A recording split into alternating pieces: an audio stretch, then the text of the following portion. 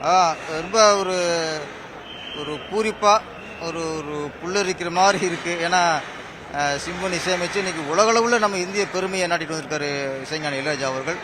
அவரை வரவேற்கிறதுல அதுவே எங்களுக்கெல்லாம் பெருமை. அவரை வரும்போது அந்த உருவத்தை பார்க்கும்போது எங்களுக்கு ஒரு பூரிப்பாக இருந்துச்சு. ஏன்னா ஒரு பண்டைப்புறத்துலேருந்து ஒரு கிராமத்திலேருந்து வந்து தமிழ் திரையுலகிலேயே இசையாளத்தை ஆண்டார். அதுக்கப்புறம் இந்திய அளவில் இசைனா இளையராஜா அப்படின்னு பேச வச்சார். இன்றைக்கு உலக அளவில் ஒரு கிராமத்தாங்கிற பெருமையை தாண்டி, தமிழன் என்ற பெருமையை தாண்டி, இன்றைக்கி இந்தியன் என்ற பெருமையை தாண்டி இன்றைக்கி உலகளவில் மிகப்பெரிய பெருமை சாதிச்சிருக்காரு. அவரை வாழ்த்துறதுல வணங்குறோம்.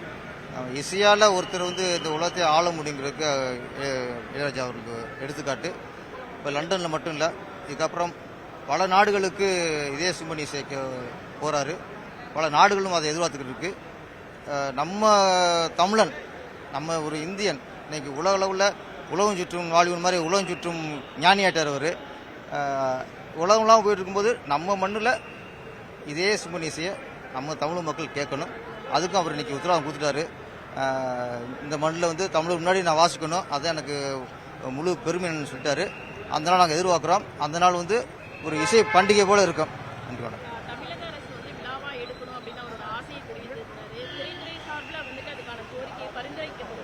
இல்லை, இது வந்து இப்போ கண்டிப்பாக தமிழ் திரையுலகம் வந்து இசைஞானி இளையராஜாவை வந்து பாராட்டி அவருக்கு ஒரு பெரிய விழா எடுக்கணும். அது வந்து தமிழ் திரையுடைய கடமை.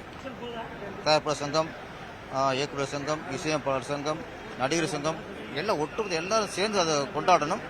அதே சமயத்தில் அரசும், ஏன்னா இது வந்து திரைத்துறை மட்டும் இல்லை, நம்ம தமிழ் மண்ணுக்கே பெருமை. ஒரு தமிழனால இன்னைக்கு இந்தியாவுக்கும் பெருமை, இன்னைக்கு உலகத்துக்கும் பெருமை. அப்படிங்கும்போது நம்ம தமிழக அரசு கண்டிப்பாக பெரிய விழாவை எடுத்து கொண்டாடணும். அரசு விழாவும் இருக்கலாம், இல்லை தமிழ் திரையும் சேர்ந்து இணைந்தும் விழாவாக எடுக்கலாம். ஏன்னா அது இன்னும் பெருமையாக இருக்கும். ஏன்னா அந்த தனித்தனியாக எடுக்கிறத விட திரைத்துறையும் தமிழக அரசும் சேர்ந்து எடுத்தால் அது மிகப்பெரிய வரலாறாக அமையும். அந்த வரலாறு அமையணும்.